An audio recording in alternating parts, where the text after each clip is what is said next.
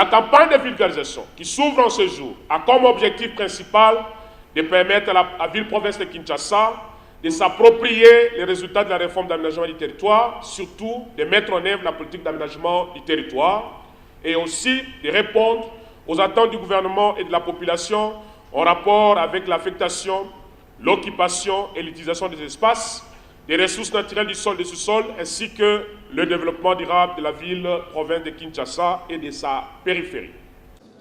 Après Kisangani, la capitale de la Chopo, Buta dans le Bas-Uélé et Gbadolité dans la province du Nord Ubangui, le ministre d'État, ministre de l'Aménagement du Territoire, a lancé samedi 16 octobre 2021 à Kinshasa la campagne de vulgarisation, sensibilisation et de mise en œuvre de la politique nationale de l'aménagement du territoire dans le cadre de la réforme de ce secteur entamée depuis 2015. En présence des membres du Parlement, des gouvernements central et provincial, des cadres et agents de son ministère ainsi que des partenaires techniques et financiers, Maître Guy Luando a indiqué que la politique nationale de l'aménagement du territoire et le projet de loi relative à l'aménagement du territoire adopté en Conseil de ministres et transmis à l'Assemblée nationale pour adoption sont deux instruments déjà produits à ce jour conformément à cette réforme initiée. C'est dans cette optique que le programme REVIT a été mis sur pied avec un objectif précis.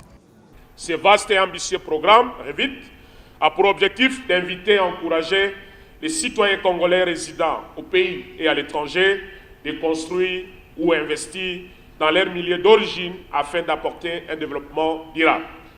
Étant donné que la ville de Kinshasa est la capitale du pays et tenant compte de sa densité démographique, une forte vulgarisation s'avère importante afin de booster sa transformation, et ce, dans le respect des normes et standards modernes d'aménagement et de développement des villes durables et résilientes. Ces travaux seront aussi l'occasion de collecter certaines données de terrain afin de mieux planifier les actions à mener dans le cadre du programme REVIT pour la ville de Kinshasa, qui a droit à un accompagnement spécial de notre ministère en particulier et du gouvernement central. La ville-province de Kinshasa, qui est déjà dotée d'un schéma d'orientation stratégique de la ville-province de Kinshasa en sigle de SOSAC. Notez que la politique nationale d'aménagement du territoire s'articule autour des principes fondamentaux dans lesquels tous les acteurs du développement territorial trouveront leur place. Ces principes sont entre autres la cohérence et la subsidiarité, l'équilibre et la complémentarité, la justice territoriale, la responsabilité sociale et environnementale, l'unité et la cohésion nationale, la globalité de l'aménagement du territoire, l'anticipation et la consultation participative. En ce qui concerne le schéma national de l'aménagement du territoire et les guides méthodologiques qui restent à produire, le ministre d'État a souligné qu'une évaluation de la première phase du processus est en cours avec les partenaires, notamment CAFI et PNUD, à l'issue de laquelle la deuxième tranche des fonds prévus pour cette réforme pourra être débloquée.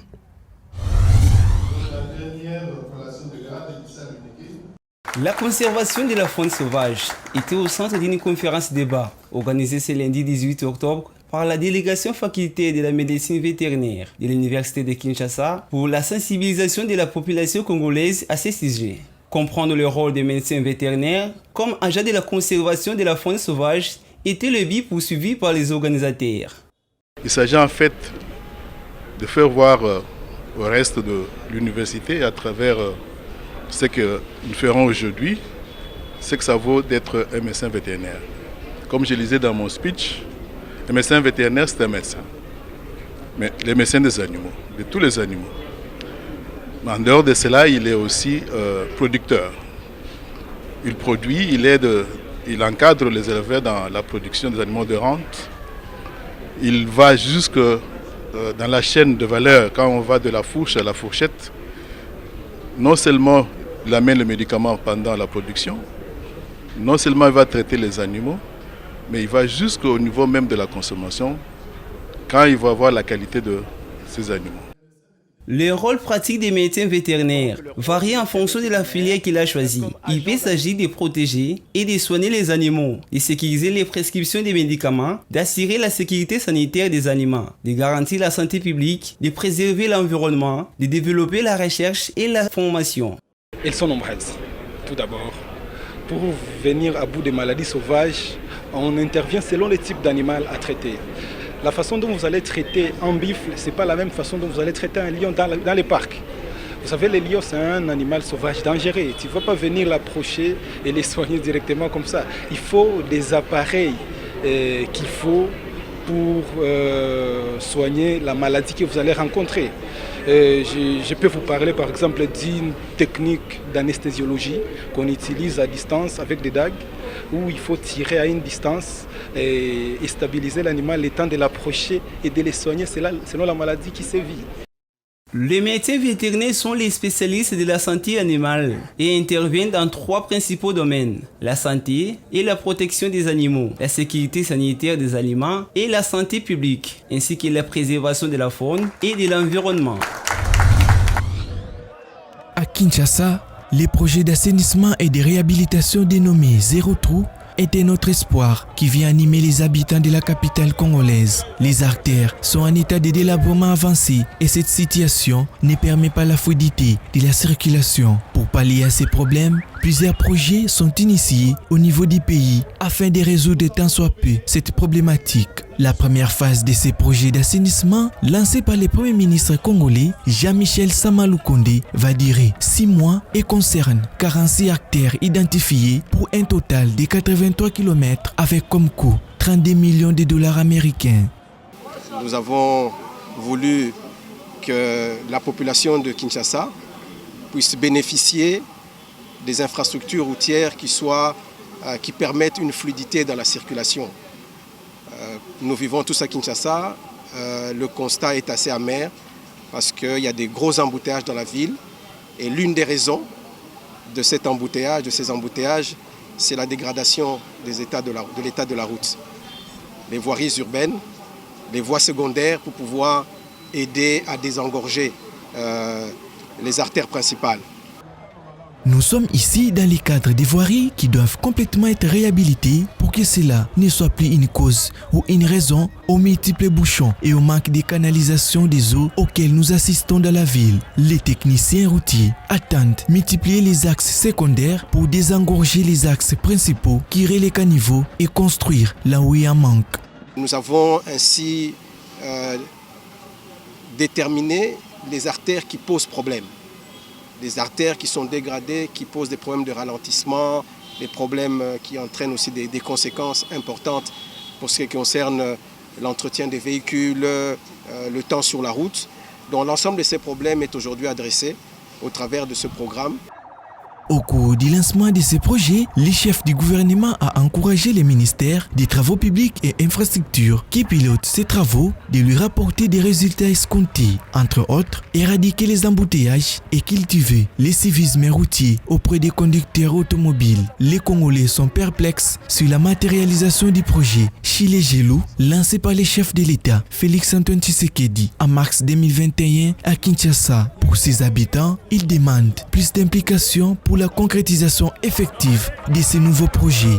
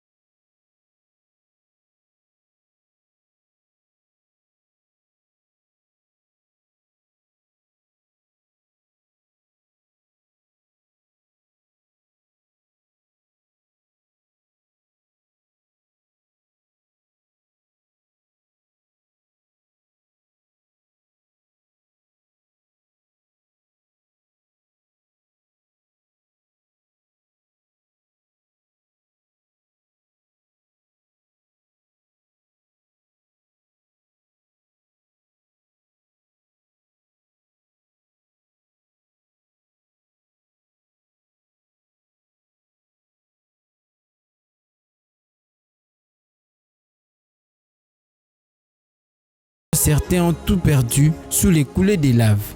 Ces dernières ont déjà détruit près de 700 hectares de terre et enseveli 1548 bâtiments. Je retire tous les biens de la maison de ma tante avant que ce démon n'arrive ici. Le chemin de lave coule jusqu'à la maison de mes tantes et grands-parents, donc nous devons sortir tant que nous le pouvons parce qu'on ne peut pas lutter contre la nature.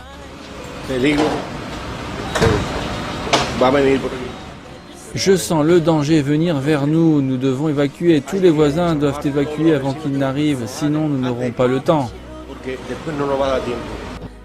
L'éruption a impacté l'économie de la région. Les avions sont cloués au sol depuis samedi 16 octobre à cause du nuage des cendres qui s'échappe. L'éruption, qui a causé les plus de dégâts en Europe depuis un siècle, paralyse toute l'économie de l'île des Palmes et a notamment des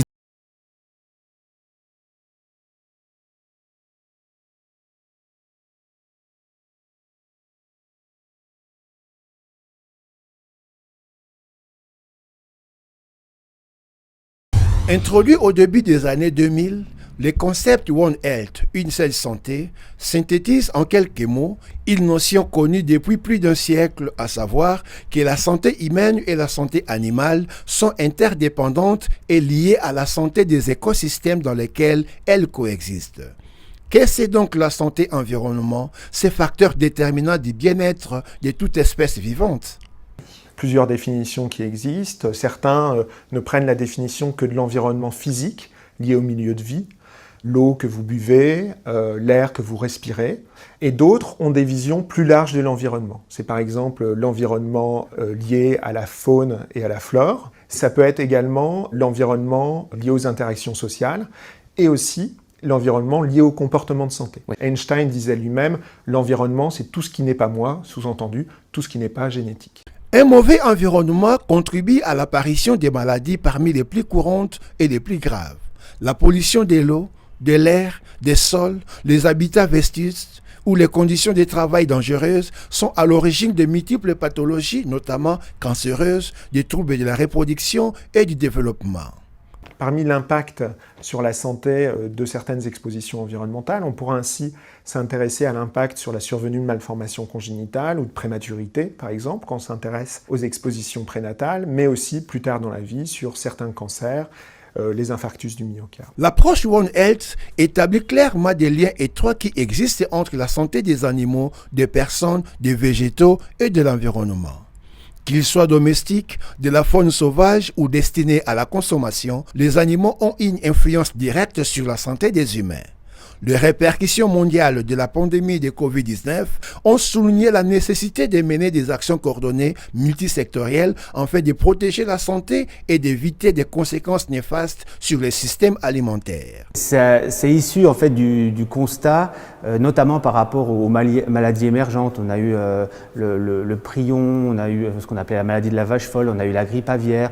Et les médecins qui bossaient d'un côté, les vétérinaires qui bossaient d'un autre côté, donc c'est forcé par ces maladies émergentes et mondialisées qu'il y a eu ce mouvement de dire qu'il faut casser les barrières entre notamment les médecins et les vétérinaires pour travailler ensemble et trouver des solutions à ces maladies, notamment qui viennent de plus en plus des animaux domestiques comme sauvages. Il est essentiel d'adopter l'approche Une seule santé pour mieux anticiper, prévenir, détecter et contrôler les maladies qui se transmettent des animaux aux humains, lutter contre la résistance aux antimicrobiens, garantir la sécurité sanitaire des aliments, prévenir les menaces liées à l'environnement qui pesent sur les humains et les animaux et relever de nombreux autres défis. Nous habitons tous le même monde et nous œuvrons à une seule santé.